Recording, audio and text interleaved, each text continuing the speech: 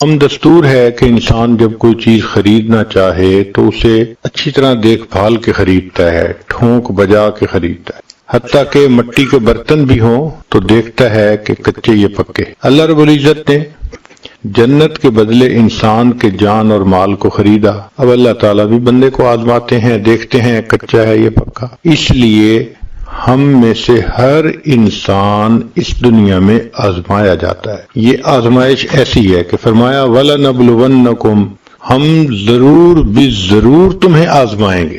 مختلف حالات سے آزمایا جاتا ہے، کسی کو دے کے آزماتے ہیں، کسی سے لے کے آزماتے ہیں، مختلف آزمائشیں ہیں، مگر آزمایا ہر انسان جاتا ہے۔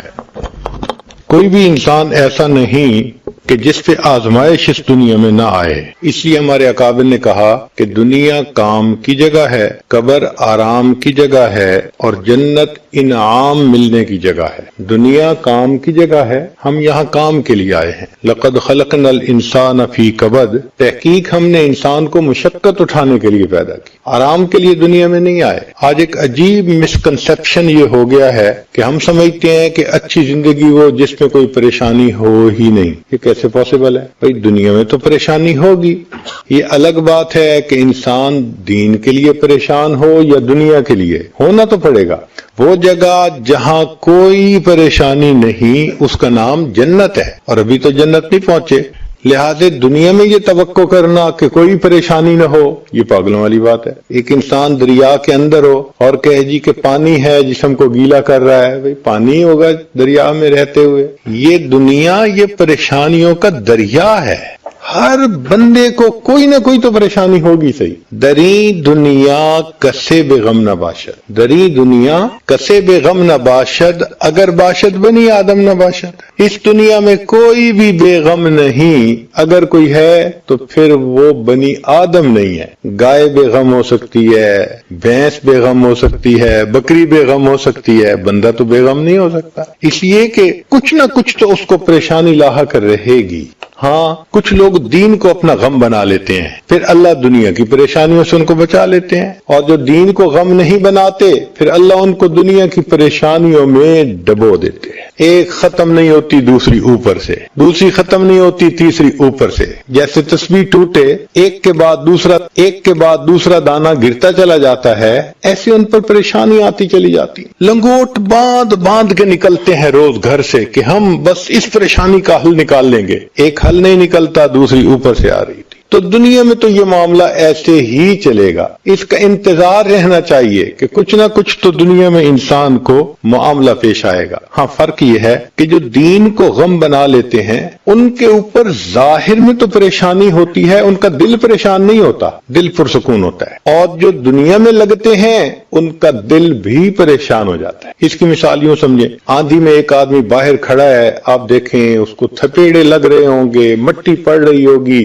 اس کا حال برا ہوگا آندھی کی وجہ سے، اور ایک آدمی شیشے کے بنے ہوئے کمرے میں بیٹھا ہے، وہ باہر کا سارا تماشا دیکھ رہا ہے، دیکھنے میں اس کے ارد گرد بھی وہی آندھی ہی چل رہی ہے، مگر اس کے اپنے اوپر اس کا کوئی اثر نہیں ہوتا، وہ سکون سے بیٹھا ہوتا ہے۔ تو دین کی زندگی گزارنے والوں کا یہی حال کہ ارد گرد تو پریشانیاں نظر آتی ہیں، ان کا دل پریشان نہیں ہوتا۔ اس کو کسی شاعر نے یوں کہا، طوفان کر رہا تھا میرے عزم کا طواف، طوفان کر رہا تھا میرے عزم کا طواف، دنیا سمجھ رہی تھی کشتی بھنور میں ہے، تو کشتی بھنور میں نہیں تھی، طوفان طواف کر رہا تھا۔ تو جو دین کا کام کرنے والے، اللہ کے راستے پہ چلنے والے، اللہ کو راضی کرنے والے لوگ ہوتے ہیں، پریشانیاں باہر ہوتی ہیں، ان کا دل پریشان نہیں ہوتا، اور جو دنیا کے پیچھے لگتے ہیں ان بیچاروں کا دل پریشان، وہ پتہ نہیں، دین والے تو ایک دفعہ مرتے ہیں پوری زندگی میں، اور دنیا والے بیچارے روز مرتے ہیں اور روز جیتے ہیں، روز مرتے ہیں روز جیتے ہیں، یہی ان کی زندگی ہوتی۔ اس کی مثال یوں سمجھ لیجئے، آپ ایک کھڑکی میں سے دیکھ رہے ہیں کہ دو آدمی باہر ہیں اور دونوں ٹیشو پیپر سے اپنے آنکھ کا پانی آنسو صاف کر رہے ہیں، ایک نے بھی ٹیشو گیلے کر دیے، دوسرے نے بھی ٹیشو گیلی کر دی۔ اب دیکھنے میں تو کیفیت ایک جیسی ہے دونوں کی، مگر فرق ہے، فرق یہ ہے کہ جو پہلا تھا اس کا بیٹا فوت ہو گیا تھا، اور جوان بیٹے کی وفات پہ وہ غمزدہ تھا، دل پریشان تھا، آنسو ٹپک رہے تھے، ٹیشو کو وہ گیلا کر پا رہا تھا۔ یہ اس کی مثال ہے۔ اور ایک دوسرے صاحب وہ بھی ٹشو سے اپنے آنکھوں کا پانی صاف کر رہے تھے، انہوں نے بھی ٹشو گیلے کر دیے۔ یہ کون تھا؟ یہ صاحب وہ تھے جو فروٹ چاٹ بیٹھے کھا رہے تھے اور اسپائسی فروٹ چاٹ تھی۔ اب یہ سی بھی کر رہے تھے اور آنکھوں کا پانی بھی صاف کر رہے تھے اور ایک پلیٹ کھانے کے بعد دوسری پلیٹ کا آرڈر بھی دے رہے تھے۔ تو اگر دیکھیں تو ٹشو تو دونوں نے گیلے کیے، مگر ایک کا دل پریشان تھا اور دوسرا اس چیز کو انجوائے کر رہا تھا۔ یہ فرق ہوتا ہے کہ جو دنیا کے پیچھے لگتے ہیں ان کے دل پریشان ہوتے ہیں، جو دین کو اپنا غم بناتے ہیں وہ اس غم کو بھی انجوائے کر رہے ہوتے ہیں، ان کو اس غم میں بھی مزہ آ رہا ہوتا ہے۔ اس لیے نبی علیہ السلام نے ارشاد فرمایا، من جعل الہموم ہما واحدا، جس نے اپنے تمام غموں کو ایک غم بنا لیا، ہم الآخرہ، آخرت والا غم، کفاہ اللہ ہم الدنیا، اللہ دنیا کے غموں سے اس بندے کو نجات عطا فرما دیتا ہے۔ اور ایک حدیث مبارکہ میں کہ نبی علیہ السلام نے ارشاد فرمایا، اللہ تعالیٰ کسی بندے پر دو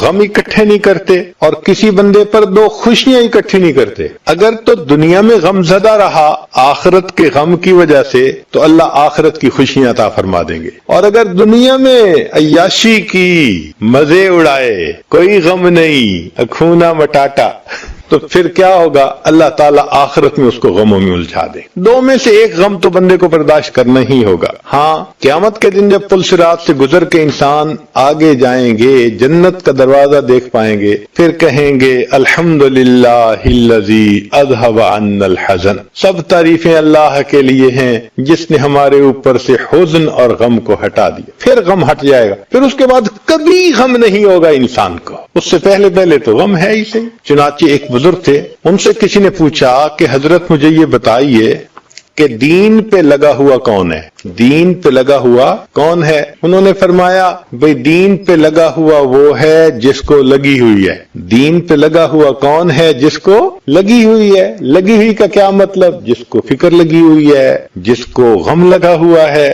کڑھن ہے جس کو لگی ہوئی، کس کی؟ دین کی۔ چنانچہ مومن کو اس دنیا میں چند غم ہر وقت ہوتے ہیں۔ سب سے پہلا غم کہ نیکی چھوٹ جانے کا غم، تکبیر اولیٰ نہ رہ جائے، تہجد نہ مس ہو جائے، میں فلاں محفل میں جانے سے کہیں دیر نہ ہو جائے، میرے معمولات نہ قضا ہو جائیں، تو نیکی چھوٹ جانے کا غم، یہ بھی فکر ہوتی ہے ہر وقت کی۔ اس لیے سوتا بھی ہے تو اٹھنے کے وقت کا اس کو پہلے سے احساس ہوتا ہے کہ اتنے بجے مجھے اٹھنا ہے اگر میری نماز کی تکبیر اولیٰ کی حفاظت مجھے کرنی ہے۔ چنانچہ ایک بزرگ تھے، ایک رات ان کی تہجد قضا ہو گئی، اتنا غم تھا کہ انہوں نے بقیہ پورا سال نفلی روزے رکھے اس تہجد کی قضا کے کفارے کے طور پر کہ میری تہجد کیوں قضا ہو۔ سیدنا امیر معاویہ رضی اللہ تعالیٰ عنہ ایک مرتبہ سفر سے واپس آئے، بہت تھکے ہوئے تھے۔ اللہ کی شان، انسان تھکا ہوتا ہے تو پھر بے سدھ ہو کے سو جاتا ہے، ایسی گہری نیند تھی کہ اس دن تہجد قضا ہو گئی۔ تو جب آنکھ کھلی تو اتنا روئے، اتنا گڑ گڑائے اللہ کے سامنے کہ آج سفر کی تھکان کی وجہ سے میری تہجد قضا ہو گئی۔ تہجد فرض تو نہیں ہے، مگر اللہ والے جو اللہ کی محبت میں ڈوبے ہوتے ہیں وہ ایسے ہی اہتمام کرتے ہیں جیسے عوام الناس فرض نماز کا اہتمام کر رہے ہوتے ہیں۔ تو بہت روئے، خیر اللہ کی شان، کچھ عرصے کے بعد پھر ایسا ہی معاملہ ہوا، سفر تھا اور تھکن تھی، اور جب سوئے تو لیٹ نائٹ تھی اور پھر گہری نیند۔ اب سوئے ہوئے ہیں، کوئی صاحب آئے اور اس نے آ کے جگایا، بھئی آپ کون ہیں؟ کہ جی میں آپ کو جگا رہا ہوں، اٹھ کے تہجد پڑھ لیں۔ کہ بھئی تو کوئی بڑا اچھا بندہ نظر آتا ہے، میری تہجد جا رہی تھی تو نے مجھے جگا دیا۔ کہنے لگا میں شیطان ہوں۔ ان کا شیطان؟ وہ تو کسی کا بھلا نہیں چاہتا۔ کہنے لگا بھلا تو اب بھی نہیں آپ کا کیا۔ انہوں نے کہا کیسے؟ کہنے لگا کہ اس طرح کہ پہلے آپ کی ایک مرتبہ تہجد قضا ہوئی تھی، اتنا آپ روئے تھے اور اتنا آپ کو دکھ ہوا تھا کہ اس غم اور دکھ پر اللہ نے سالوں تہجد پڑھنے کا ثواب لکھوا دیا تھا۔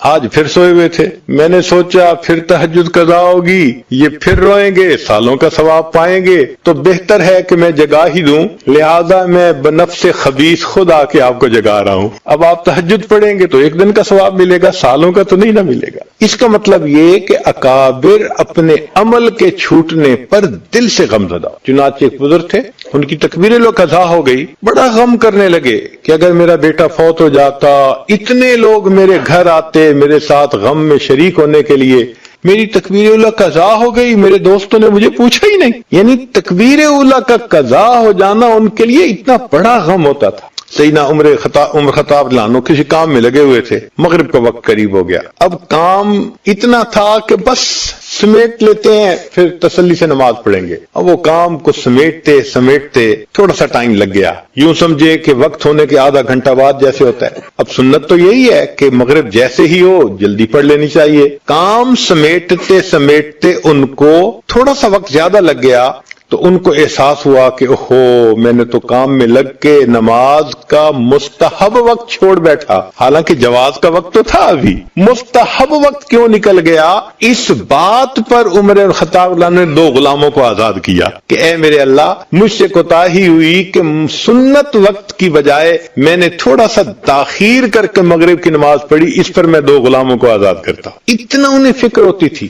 تو پہلا غم مومن کو ہوتا ہے نیکی چھوٹ جانے کا غم، اور دوسرا ہوتا ہے گناہ سرزد ہو جانے کا غم، یہ بھی ہر وقت ساتھ لگا ہوا ہے، زبان سے جھوٹ نہ نکل جائے، ہر وقت محتاط رہنا پڑتا ہے، کوئی مشتبہ چیز منہ میں نہ چلی جائے، ہر وقت ویجیلنٹ رہنا پڑتا ہے، انسان ذرا سا لاپرواہ ہوا کہیں نہ کہیں ٹھوکر کھا جاتا ہے، تو گناہ سرزد ہونے کا بھی غم۔ چنانچہ ایک مرتبہ اللہ کے پیارے حبیب صلی اللہ علیہ وسلم گھر تشریف لائے تو بستر کے اوپر ایک کھجور پڑی تھی، اللہ کے حبیب صلی اللہ علیہ وسلم نے اس کو اٹھا کے کھا لیا۔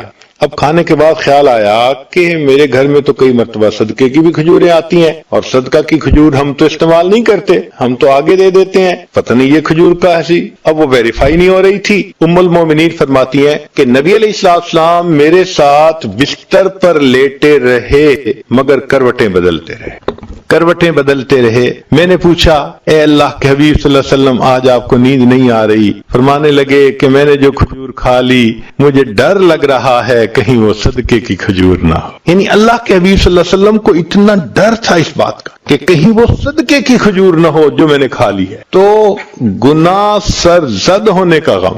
سیدنا عمر فاروق لانو کی طبیعت کے اندر نظم و ضبط بہت تھا۔ ایک مرتبہ بازار میں سے گزر رہے تھے، ایک بندے کو دیکھا کہ جو بازار میں کھڑا ہے اور خواہ لوگوں کا راستہ روکا ہوا ہے۔ حضرت عمر لانو کے ہاتھ میں درہ تھا، انہوں نے اس کے کپڑے پہ درہ مارا اور اس کو کہا کہ تجھے نظر نہیں آتا کہ تو لوگوں کا راستہ بند کر کے کھڑا ہے؟ وہ چپ کر کے ایک طرف ہو گیا۔ اب بعد میں عمر لانو کو خیال آیا کہ میں نے سختی کی، میں اس کو پولائٹلی بھی کہہ سکتا تھا کہ بھئی ایک طرف ہو جاؤ، شدت کر لی۔ اب عمر لانو اس کو ڈھونڈتے پھرے، وہ بندہ باہر سے آیا ہوا تھا، چلا گیا۔ 1 سال گزرنے کے بعد عمر لانو کی نظر پھر اسی بندے پر پڑی تو امیر المومنین نے اس کو بلایا اور اب اس سے پیار سے حال احوال پوچھے، پھر پوچھنے لگے کہ آپ نے حج کیا ہوا ہے؟ اس نے کہا کیا تو نہیں، شوق بڑا ہے، وسائل نہیں ہے۔ مان لگے میں تجھے خرچہ دیتا ہوں، تو جا حج کر کے آ۔ وہ بڑا خوش ہو گیا۔ جب وہ خوش ہو گیا تو عمر لانو نے فرمایا تجھے پتہ ہے میں تجھے حج کیوں کروا رہا ہوں؟ اور اس نے کہا نہیں، 1 سال پہلے میں نے تنبیہ کی خاطر تمہارے کپڑے پہ درہ مار دیا تھا، اور مجھے اس وقت سے خیال تھا کہ مجھے تم سے سوری کرنی ہے، ملاقات نہیں ہو رہی تھی، اس کی مکافات کے طور پہ میں اب تمہیں حج کروا رہا ہوں۔ اس نے کہا حضرت مجھے تو یاد ہی نہیں تھا۔ فرمانے لگے تجھے یاد ہی نہیں تھا اور میں اس بات کو پورا سال بھولا ہی نہیں تھا۔ میں کیسے بھول سکتا تھا؟ یعنی ہمارے اکابر کو اتنی فکر ہوتی تھی کہ قیامت کے دن کہیں ہم سے پوچھ نہ لیا جائے۔ سیدنا عثمان غنی لانو نے اپنے غلام کو بھیجا کسی کام کی خاطر، وہ کام ٹھیک کرنے کی بجائے الٹا کر کے آ گیا، خراب کر کے آ گیا۔ اب کام خراب کر کے آ گیا تو بڑا غصہ آیا کہ بھئی سمجھا کے بھیجا تھا، بتا کے بھیجا تھا، نالائکی کی اس نے، بے دھیانی کی اور کام خراب کر دیا۔ تو عثمان غنی لانو نے اس کو بلایا اور اس کا کان مروڑا کہ تجھے سمجھا کے بھیجا تھا، بتا کے بھیجا تھا کہ یہ کام ایسے کرنا ہے، تو نے میرا نقصان کر دیا۔ خیر اب بات تو ہو گئی۔ کچھ وقت کے بعد عثمان غنی لانو کو خیال آیا کہ میں نے اس کے کان مروڑے، اگر یہ قیامت کے دن مجھ سے مطالبہ کرے گا تو میں کیا جواب دوں گا؟ اب اس خیال کو ریزسٹ نہ کر سکے، کچھ دیر کے بعد اس غلام کو بلایا اور بلا کے کہا کہ بھئی آؤ، قریب آیا۔ فرمان لگے کہ میرا کان پکڑ کے مروڑو۔ اس نے کہا کیوں؟ فرمان لے اس لیے کہ میں نے تمہارا کان مروڑا ہے، تم میرا کان مروڑو۔ اس نے پہلے تو ذرا جھجک گیا، فرمان نہیں، جھجکنے کی ضرورت نہیں ہے، میں نے ایک عمل کیا ہے نا تو سیم عمل میرے ساتھ کر لو۔ چنانچہ اس نے کان مروڑا۔ جب وہ کان مروڑ رہا تھا عثمان غنی لانو فرمانے لگے اور زیادہ اس کان کو مروڑ لو، میں قیامت کے دن جواب دینے کے قابل نہیں ہوں۔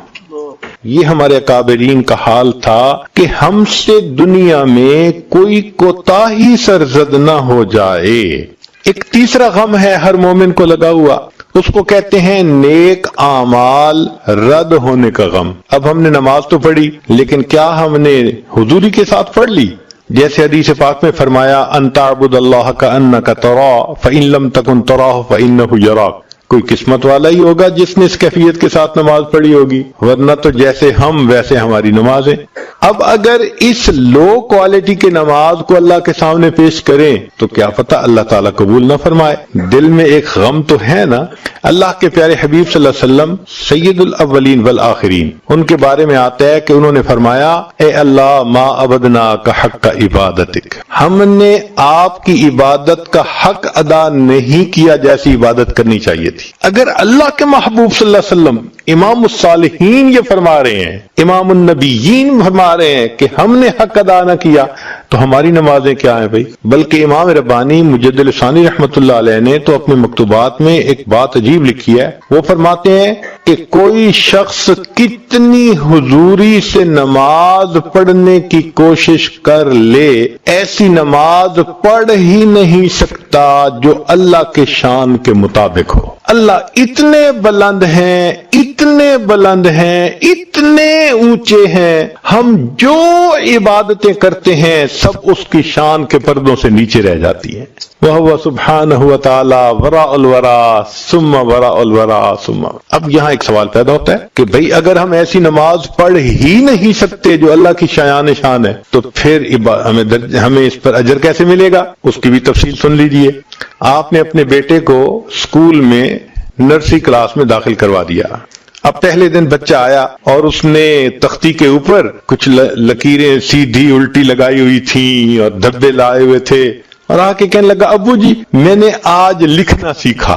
تو آپ اس کی تختی کو دیکھتے ہیں، لائنیں ٹیڑھی ہیں، لکھا ہوا سمجھ نہیں آتا، دھبے لگے ہوئے ہیں، مگر بچے کی محبت میں اس کو انکریج کرنے کے لیے آپ اس کو آئس کریم انعام کے طور پہ دیتے ہیں۔ اب یہ آئس کریم اس کی خوشخطی کا انعام تو نہیں ہے نا، یہ تو محبت کا اظہار ہے۔ بس یوں سمجھ لیجئے ہم جو نمازیں پڑھتے ہیں وہ بچے کی ٹیڑھی میڑھی لکیروں کی مانند ہی ہوتی ہیں، لیکن ان اللہ بالناس لرؤوف الرحیم، بے شک اللہ تعالیٰ رؤوف اور رحیم ہیں، وہ اپنی رافت اور رحمت کی سبب بندے پر مہربانی کرتے ہیں، اس اتنی سی نماز پر بھی اس کو اجر عطا فرما دیتے ہیں۔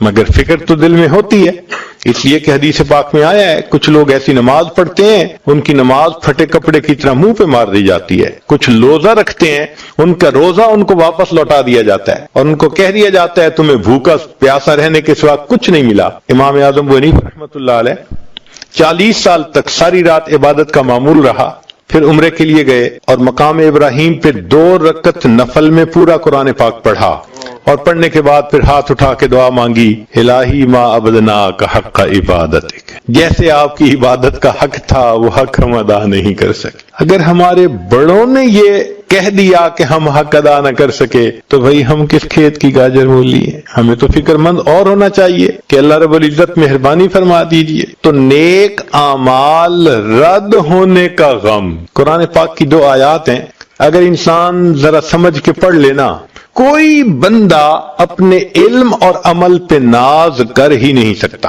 کوئی انسان اولیاء میں سے کتنا بڑی ولی کیوں نہ ہو، کتنے درجے پہ کیوں نہ پہنچ چکا ہو، اپنے علم اور عمل پہ کوئی ناز کر ہی نہیں سکتا۔ اللہ نے ناز کی جڑ کاٹ کے رکھ دیا ہے۔ اللہ تعالیٰ اپنے پیارے حبیب صلی اللہ علیہ وسلم ان سے خطاب فرماتے ہیں کہ اے میرے محبوب صلی اللہ علیہ وسلم لئن شئنا، ذرا شاہانہ کلام دیکھیے، کیا جاہو جلال ہے اس کلام میں۔ لئن شئنا، اگر ہم چاہیں، لنذهبن بالذی اوحینا الیک، ثقیلہ کا صیغہ استعمال کیا، تاکید کا آخری درجہ، اگر ہم چاہیں تو ہم نے جو علم آپ کو عطا کیا ہم سب آپ سے واپس لے لیں۔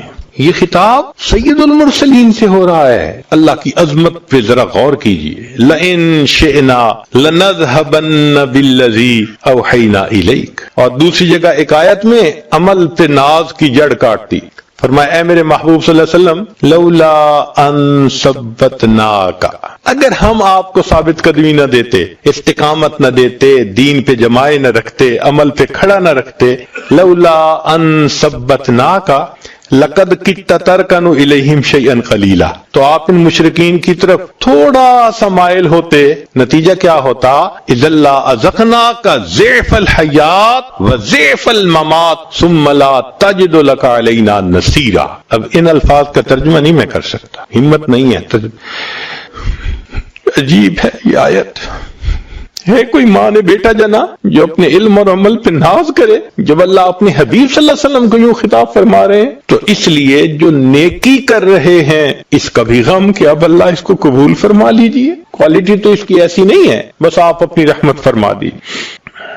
ایک چوتھا غم ہے، اس کو کہتے ہیں سوء خاتمہ کا غم، وہ بھی ہر مومن کو لگا ہوا ہے۔ کس کے پاس گارنٹی ہے کہ آخری وقت میں ایمان کے ساتھ دنیا سے چلے جائیں گے؟ کوئی کچھ نہیں جانتا اپنے انجام کے بارے میں، اللہ کو معلوم ہے۔ یہ وہ غم تھا جو ہمارے اکابر کو تھا۔ سفیان ثوری رحمت اللہ علیہ بیٹھے رو رہے ہیں، ایک دوست آئے، کہنے لگے سفیان کیا ہوا، کوئی گناہ سرزد ہو گیا؟ تو ایک گندم کا دانہ پڑا تھا، انہوں نے اٹھا کے دکھایا، کہنے لگے اللہ کی قسم میں نے اس گندم کے دانے کے بقدر بھی اپنے اللہ کی نافرمانی نہیں کی۔ قسم اٹھا کر ایسی بات کہہ دی کہ میں نے اس گندم کے دانے کے بقدر بھی اللہ کی نافرمانی نہیں کی۔ انہوں نے کہا پھر روتے کیوں ہیں؟ کہنے لگے رو اس پہ رہا ہوں کہ جو ایمان کی دولت اللہ نے اب عطا کی ہے پتہ نہیں موت تک محفوظ رہے گی یا نہیں رہے گی، کون جانتا ہے اپنے انجام کے بارے۔ کتاب میں لکھا ہے کہ نبی علیہ السلام کے پاس جبریل علیہ السلام آئے اور دعا مانگنے لگے، کانپ رہے تھے، الہی لا تبدل اسمی لا تغیر اسمی ولا تبدل جسمی، اے اللہ میرے نام کو نہ بدل دینا اور میرے جسم کو کسی اور کام پہ نہ لگا دینا۔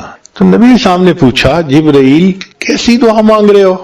کہنے لگے اللہ کے حبیب صلی اللہ علیہ وسلم میں نے شیطان مردود ہونے کا منظر آنکھوں سے دیکھا، ہزاروں سال اس نے سجدے کیے تھے مگر آخر پہ اللہ نے فرما دیا فخرج منہا فإنک رجیم وإن علیک لعنتی الی یوم الدین، قیامت تک تیرے اوپر میری لعنتیں برستی ہیں۔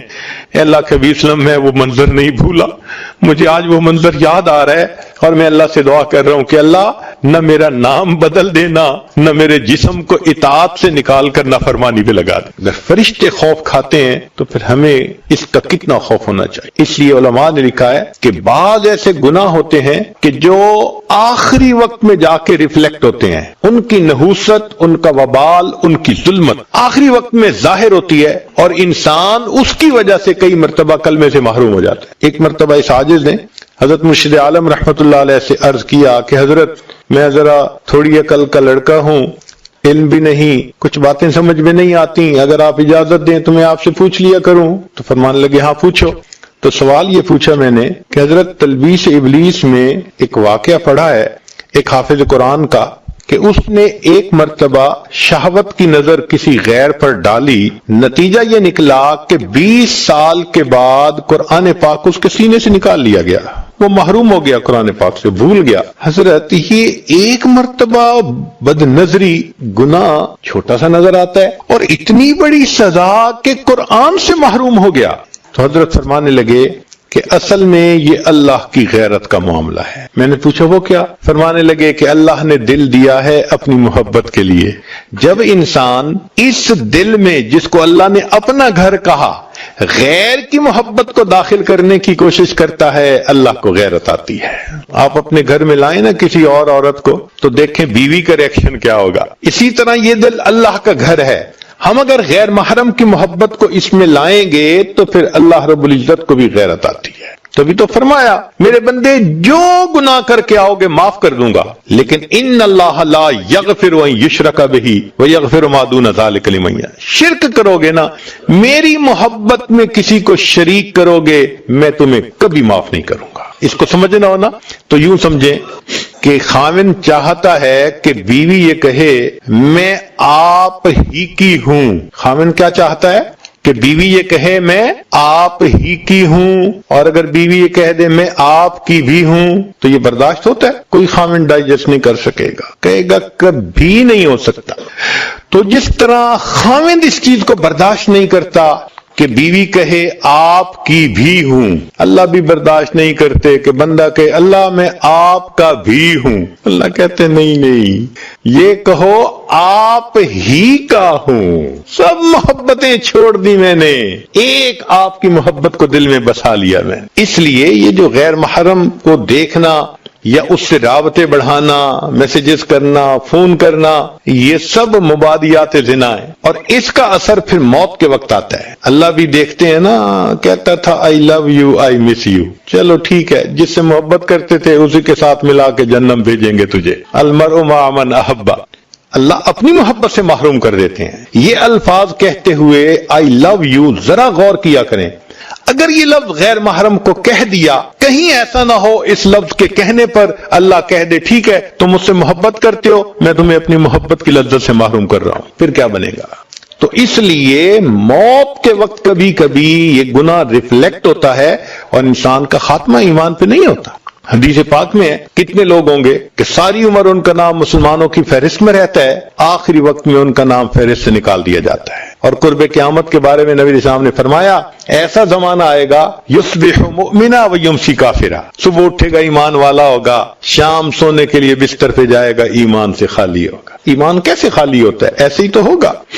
تو سوء خاتمہ کا غم یہ بھی ہر وقت لگا ہوا ہے، اور ایک پانچواں غم ہے جس کو کہتے ہیں اللہ کے سامنے پیشی کا غم، یہ اس سے بھی بڑا غم ہے۔ سلف صالحین کی زندگیوں کو ذرا پڑھ کے دیکھیں کہ کتنا ڈرتے تھے اللہ کے سامنے پیش ہونے سے۔ سیدنا صدیق اکبر جو فرمایا کرتے تھے اے کاش مجھے میری ماں نے جنا ہی نہ ہوتا، اے کاش میں گھاس کا تن کا ہوتا، اے کاش میں مومن کے بدن کا بال ہوتا، اے کاش میں کوئی پرندہ ہوتا۔ وہ کیوں کہتے تھے؟ اس لیے کہ ان کو پتا تھا کہ قیامت کے دن اللہ کے سامنے پیش ہونا پڑے گا۔ عمر لانو ایک مرتبہ فرمانے لگے اے کاش میں کوئی مینڈا ہوتا اور میرے گھر مہمان آتے اور گھر والے مجھے ذبح کر کے پکا کے مہمانوں کو کھلا دیتے اور وہ مہمان اس کا پخانہ بنا کے نکال دیتے، یہ بہتر تھا کہ مجھے اللہ کے سامنے پیش ہونا پڑے گا۔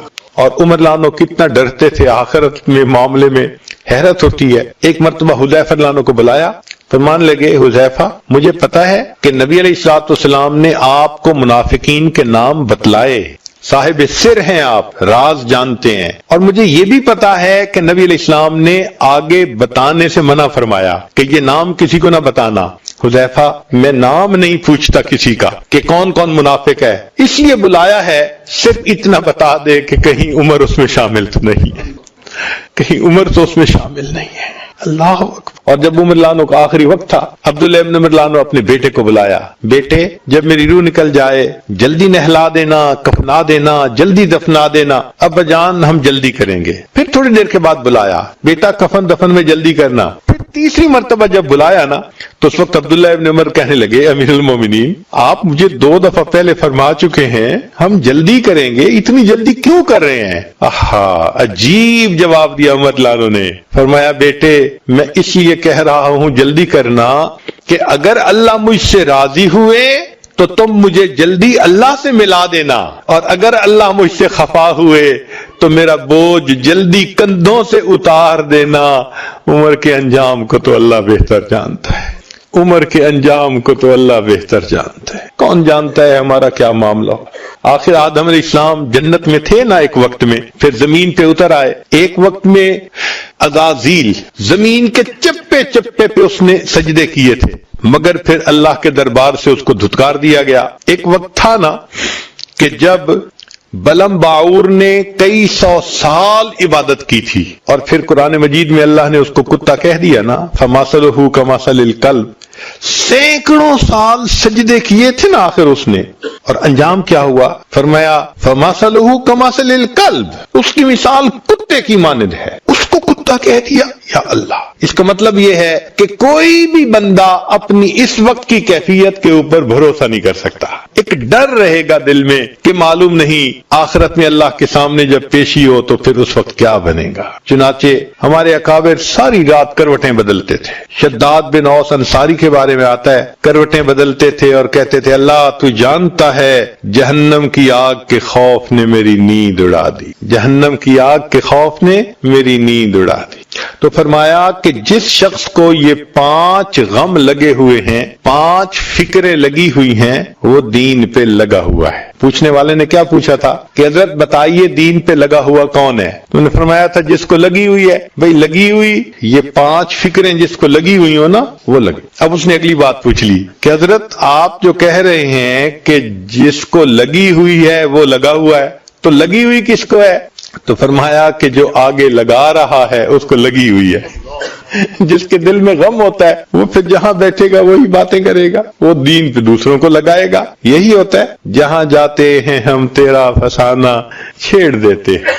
ایک ہی بات ہوتی ہے اللہ والوں کی، جہاں جاتے ہیں آخرت کی تیاری، اللہ کی محبت، دنیا سے انسان نظر ہٹائے آخرت پہ جمائے، یہی باتیں کر رہے ہوتے ہیں۔ چنانچہ دوسروں کو لگا رہا ہوتا ہے۔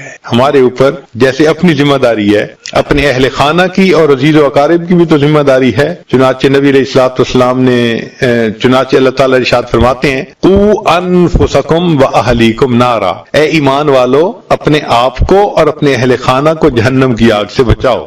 اب ہم اپنی بیوی کو، بچوں کو بچانے کے لیے کتنی کوشش کرتے ہیں۔ پھر فرمایا وَأَنذِرْ عَشِيرَتَكَ الْأَقْرَبِينَ، اپنے اقربا کو بھی ڈرائیے۔ تو بھئی ہم اپنے رشتہ داروں کے لیے کتنی محنت کرتے ہیں۔ جب یہ آیت اتری تو نبی علیہ الصلوۃ والسلام نے خاندان کی دعوت کی اور ان کو اللہ رب العزت کی طرف بلایا۔ حدیث مبارکہ ہے کلکم راعٍ وکلکم مسئول عن رعیتہ، تم میں سے ہر بندہ راعی ہے، چرواہا ہے، اور چرواہے سے جیسے بکریوں کے بارے میں پوچھا جاتا ہے، ہر بندے سے اس کے گھر کے بارے میں پوچھا جائے گا۔ چنانچہ خاوند سے بیوی اور بچوں کے بارے میں دونوں کا سوال ہوگا، اور بیوی سے بچوں کے بارے میں سوال ہوگا کہ ان کو دین پہ لائے یا نہیں، نیکی سکھائی یا نہیں۔ تو اپنا غم الگ تھا، یہ اور غم بھی ہمارے سر پہ ہے، اور پھر جو دین کا کام کرنے والے ہوں ان کے سر پہ تو سب سے زیادہ غم ہوتا ہے۔ اللہ اکبر۔ اللہ تعالیٰ فرماتے ہیں فَلَنَسْأَلَنَّ الَّذِينَ أُرْسِلَ إِلَيْهِمْ وَلَنَسْأَلَنَّ الْمُرْسَلِينَ۔ ہمارے حضرت یہ آیت پڑھتے تھے، رویا کرتے، فرماتے تھے اللہ انبیاء کو فرماتا ہے، فرما رہے ہیں کہ ہم قیامت کے دن ان انبیاء سے بھی پوچھیں گے آپ نے دعوت دینے کا حق ادا کیا یا نہیں، اور ان لوگوں سے پوچھیں گے تم نے دعوت کو قبول کرنے کا حق ادا کیا یا نہیں، دونوں سے پوچھیں۔ اللہ اکبر کبیر۔ تو دین کا کام کرنے والے اور زیادہ غم زدہ ہوتے ہیں۔ اور ایک آخری غم، امت کا غم۔ نبی علیہ الصلوۃ والسلام خاتم النبیین، آپ اپنی امت کا غم اس امت کے حوالے کر کے گئے۔ چنانچہ نبی علیہ السلام اتنے غم زدہ ہوتے تھے کہ لمبے سجدے کیا کرتے تھے، رب امتی رب امتی رب امتی، دعائیں مانگا کرتے تھے، غم زدہ رہتے تھے۔ ام المومنین عائشہ رضی اللہ عنہا فرماتی ہیں کہ نبی السلام تشریف لائے، میرے ساتھ بستر پر لیٹ گئے، پھر فرمانے لگے ذرینی یا اے عائشہ چھوڑ مجھے، میں اپنے رب کی عبادت کرتا ہوں۔ پھر مصلی پہ کھڑے ہو گئے، پھر میرے آقا صلی اللہ علیہ وسلم کی آنکھوں سے آنسو ٹپکنے لگے۔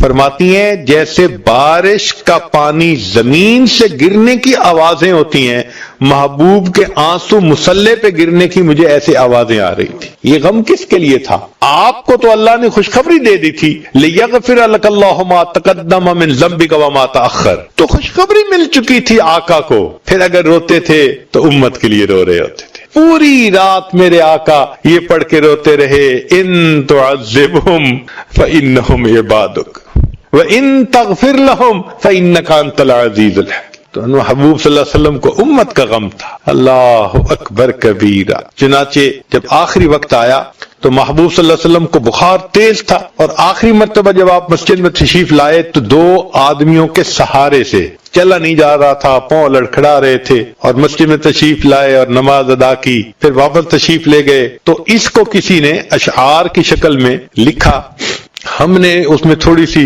ترمیم کر کے کچھ ترتیب کو ٹھیک کر کے حدیث کے مطابق بنایا، تو آج آپ کے سامنے سناتے ہیں کہ بھئی اس وقت نبی علیہ الصلوۃ والسلام نے کیا گفتگو فرمائی۔ چنانچہ فرمایا قدم ہے بلا لاج چلنے سے آری،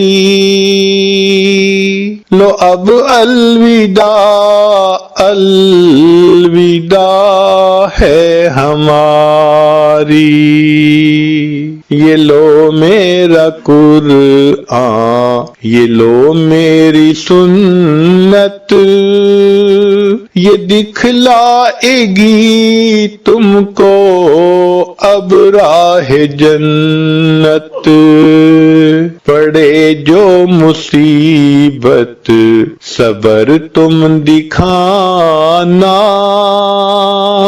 مگر دل کسی کا نہ ہرگز دکھانا، یہی یاد رکھنا نصیحت ہماری، لو اب الوداع الوداع ہے ہماری، ہر انسان کو دنیا سے ایک دن ہے جانا،